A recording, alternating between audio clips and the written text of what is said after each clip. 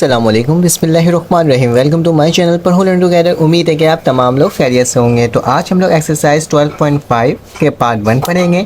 इसके अंदर question number 1 को सॉल्व करेंगे और एक एक करके जितने भी क्वेश्चन हैं इसके उन तमाम क्वेश्चन को क्या करेंगे, सॉल्व करेंगे। ठीक है, मेरी कोशिश होगी कि आपको ज़्यादा से ज़्यादा और अच्छे से अच्छे समझा सकूँ। ठीक है, बहुत सारे स्टूडेंट्स कह रहे थे कि सर आपने 12.5 सॉल्व नहीं करवाया, तो आप प्लीज़ सॉल्व करवा दें क्योंकि पेपर में लॉन्ग क्वेश्चन बन करके आ सकता है। ठीक है, तो चलें आ जाएँ सॉल्व करते। लिखा find a general solution of the flowing trigonometric function. आपके पास एक ट्रिग्नोमेट्रिक फंक्शन दिया हुआ होगा और उसका आपने क्या निकालना होगा, आपने उसका निकालना होगा एज अ जनरल सोल्यूशन। ठीक है, तो उसको सॉल्व करने का तरीका क्या होगा, सबसे पहले आपने लिखना होगा सोल्यूशन। तो मैंने क्या लिख दिया, आपके सामने सोल्यूशन लिख दिया। ठीक है, इसको फिलहाल एक तरह से हमें प्रूव करना है। ठीक है, अगर आप सोल्यूशन ना भी लिख के करो तो हो जाएगा। मेरे पास सवाल क्या लिखा हुआ है, लिखा हुआ है cos x plus 1/2 is equal to 0। ठीक है, तो ये मेरे पास मेंशन है। अब क्या करना होगा तुम्हें, ये प्लस का 1/2 है, इसको इक्वल टू के बाद ले जाओ तो मेरे पास क्या हो जाएगा, नेगेटिव हो जाएगा। तो क्या लिखता हूँ, cos x बराबर हो जाएगा माइनस का 1/2। ठीक है, इसको लिख दिया। उसके बाद क्या करूँगा, बहुत आसान सवाल है। ठीक है, परेशान मत होना। इसको बच्चे सॉल्व करते वक्त ना परेशान हो रहे होते हैं, लेकिन परेशान होने की ज़रूरत ही नहीं है। अब क्या करोगे, मुझे x की वैल्यू चाहिए तो cos उधर ले जाऊँगा तो मेरे पास क्या हो जाएगा, x यहीं पर रह जाएगा और cos वहाँ जाके क्या हो जाएगा, cos इनवर्स हो जाएगा और माइनस का 1/2 हो जाएगा। ठीक है, तो ये मैंने क्या कर दिया, आपके सामने लिख कर दिखा दिया। अब क्या करना होगा, अब cos इनवर्स 1/2 जब निकालोगे तो मेरे पास ये बनेगा 60 डिग्री बन रहा होगा। ठीक है, डिग्री में देखोगे, एंगल में देखोगे तो 60 में बनेगा। लेकिन अगर तुम्हें किस में देखना है, अगर तुम्हें रेडियन में देखना है तो इसको कन्वर्ट करके रेडियन में क्या आएगा, मेरे पास π/3, क्योंकि 60 डिग्री किसके बराबर होता है, π/3 के होता है। तो मेरे पास x की जो वैल्यू है वो क्या आ गई बेटा, मेरे पास x की वैल्यू π/3 आ गई। ठीक है, तो ये मेरे पास एक वैल्यू आ गई इसकी। अब देखो, अभी हमें एक काम करना होगा, हमें क्वाड्रेंट को देखना होगा। ठीक है, तो मैंने क्वाड्रेंट की लिस्ट यहाँ पे एक बना दी थी। हमारे पास क्या होता है, first quadrant, second quadrant, third quadrant and fourth quadrant. ठीक है, ये हमारे पास 4 तरह के क्वाड्रेंट होते हैं। ठीक है, थीटा मतलब यहाँ से स्टार होता है एंड देन 360 मार के एन होता है। ठीक है, तो याद रखना फर्स्ट क्वाड्रेंट में जितने भी हमारे पास ट्रिग्नोमेट्रिक फंक्शंस होते हैं, sine cos tan theta cot theta cosec sec और जितने भी होते हैं सब क्या होते हैं हमारे पास, सब हमारे पास पॉजिटिव होते हैं। और जिसको हमने डायरेक्ट सिंपल ले लेना होता है, थीटा ले लेना होता है, एंगल को सेम एज इट इज ले लेते हैं। ठीक है, सेकंड क्वाड्रेंट के अंदर हमारे पास साइन एंड कॉस क्या होता है, पॉजिटिव होता है और तमाम क्या होता है, नेगेटिव होता है। ठीक है, सिर्फ साइन और कॉसिक क्या होता है, पॉजिटिव, बाकी तमाम टर्म्स क्या होता है, नेगेटिव। और उसको वैल्यू निकालने का तरीका क्या होता है, थीटा पाई में से माइनस कर देते हैं एंगल को। ठीक है, पाई में से माइनस कर देते हैं थीटा को।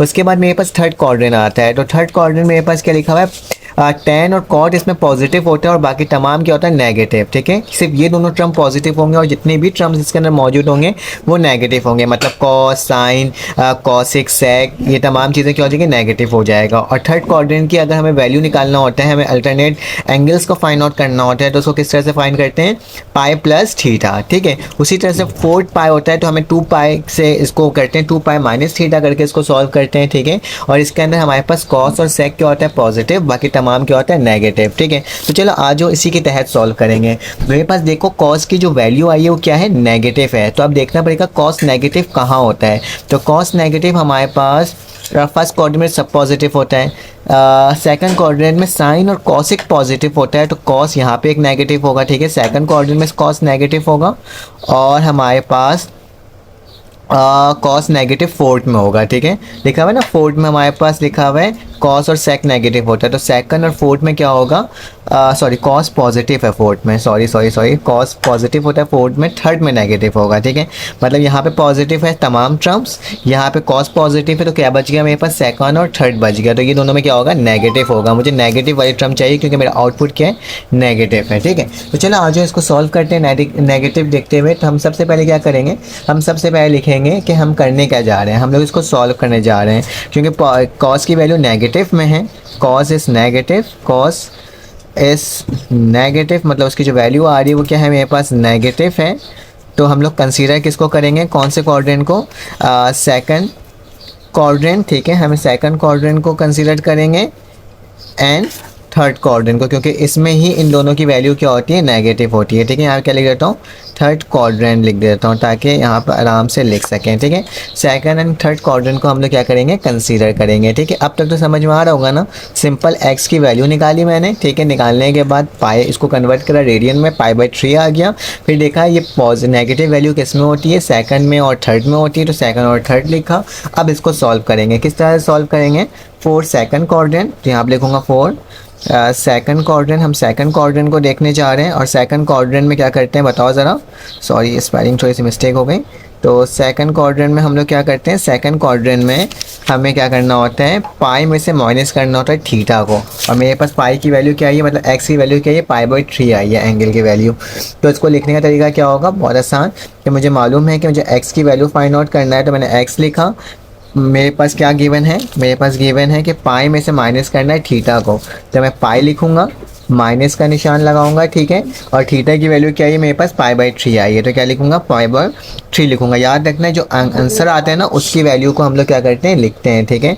नेगेटिव मत लिखना, जो वैल्यू होगी वही लिखेंगे। तो 3 पाइजा क्या होगा मेरे पास 3 पाइजा, मेरे पास 3 पाई हो जाएगा, माइनस का पाई हो जाएगा और नीचे क्या आ जाएगा, 3 हो जाएगा। तो 3 में से पाई जाएगा तो क्या आएगा, 2π/3 हो जाएगी। तो x की वैल्यू मेरे पास, जब मैंने सेकंड क्वाड्रेंट सॉल्व किया तो मेरे पास क्या आया, 2π/3 आ गया, ठीक है। तो ये मेरे पास एक वैल्यू आ गई। अब क्या करना होगा, थर्ड क्वाड्रेंट, अब थर्ड क्वाड्रेंट में देखना होगा, ठीक है।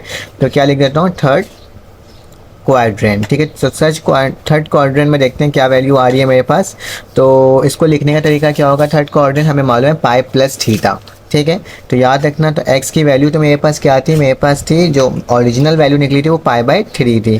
तो इसको निकालने का तरीका क्या होगा, सेम x लिखूँगा π+θ, ठीक है।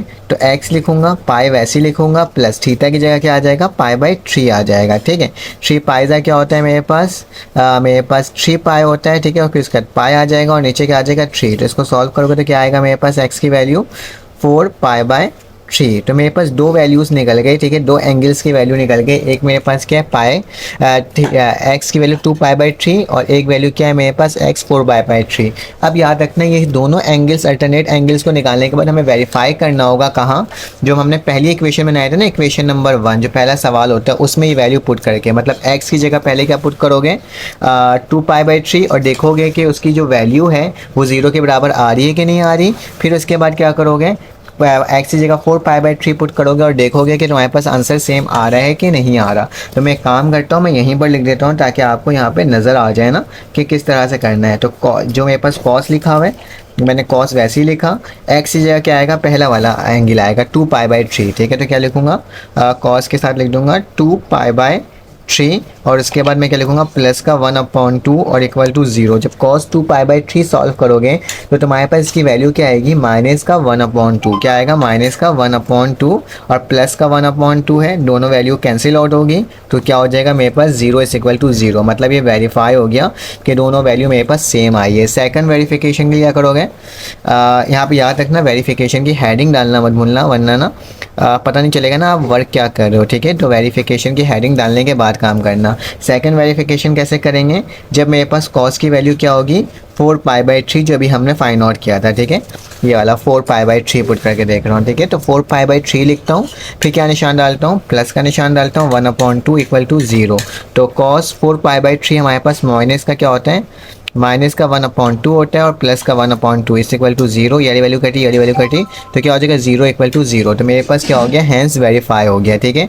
मतलब ये दोनों वैल्यूज़ को जब पुट करके देख रहा हूँ तो मेरे पास क्या हो रहा है, ये दोनों वैल्यू बिल्कुल करेक्ट आ रही है, ठीक है। जब मेरे पास वेरीफाई हो जाएगा ना तो अब मुझे क्या बनाना होगा, जनरल सोल्यूशन बनाना होगा। तो जनरल सोल्यूशन बनाने का तरीका क्या होता है, तो आप लोग लिखोगे सिंस, ठीक है। आपने लिखना होगा 2π is the period of cos x, ठीक है। 2π में 360 डिग्री को बोलते हैं, ठीक है, पीरियड ऑफ cos x, ठीक है। तो ये मेरे पास क्या हो गया, पीरियड है cos x का। तो इसका जनरल सोल्यूशन क्या होगा, तो यहाँ पे आप लिख देना कि हमारे पास जनरल सोल्यूशन जो इसका बन रहा है वो क्या है, हमारे पास जनरल सोल्यूशन है हमारे पास किस तरह से लिखते हैं, इसको लिखेंगे जो मेरे पास दो एंगल्स आई है, क्या आएगी मेरे पास 2π/3 आई है। तो क्या लिखूँगा 2π/3, ठीक है। और इसके प्लस का निशान डाल के क्या लिखूँगा, हमेशा 2n π, ठीक है, ठीक है। तो मैं क्या लिखूँगा, हमेशा 2n π, ठीक है।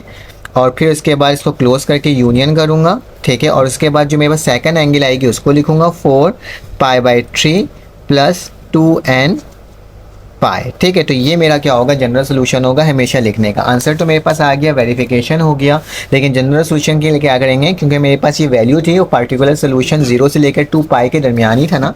मेरे पास जो ये एंगल है वो कहाँ से स्टार्ट हो रहा है, यहाँ से स्टार्ट होकर 360 पाई का एंड हो रहा है ना, मतलब 2π में ख़त्म हो रहा है, ठीक है। तो इसलिए लिखा since 2π is the period of cos x, ठीक है।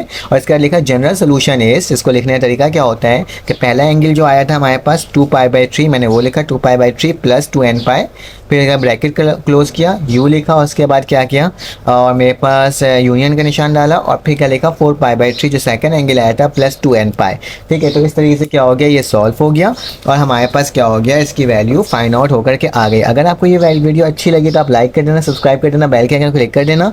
चलें आ जाए इसका सेकंड क्वेश्चन सॉल्व करते हैं और देखते हैं वो किस तरह से सॉल्व होगा नेक्स्ट पार्ट में। अल्लाह हाफिज़।